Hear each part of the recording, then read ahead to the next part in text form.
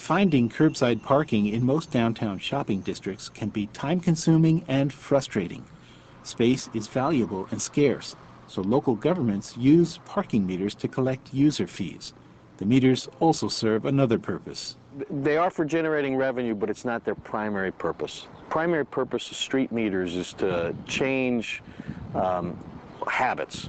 Glenn Hellman is Chief Executive Officer of IntelliPark, a firm that has developed a new kind of street meter.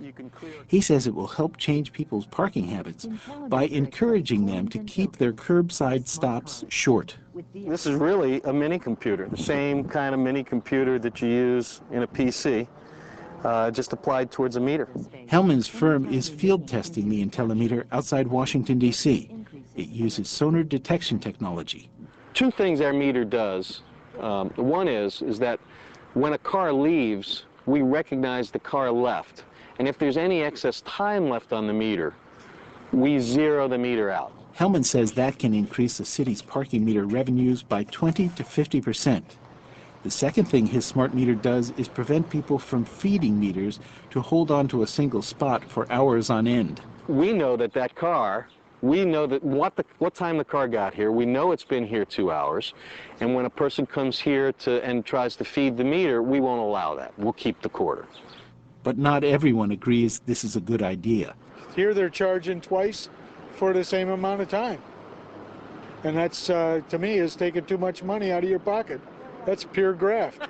They make enough money on parking meters as it is. Thank you very much. I mean, this is a ripoff. Hellman points out that his device has driver-friendly features as well.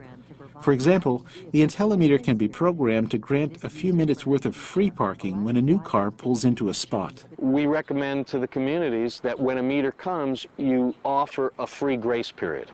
So between 5 to 15 minutes can be offered as a grace period on these meters. And he says once computer processing power is installed in meters, networks can be created that will provide additional benefits to cities and citizens. Our next generation meter incorporates a low-powered radio that communicates to a centralized radio that has internet connectivity. And with that, you can unleash all kinds of features.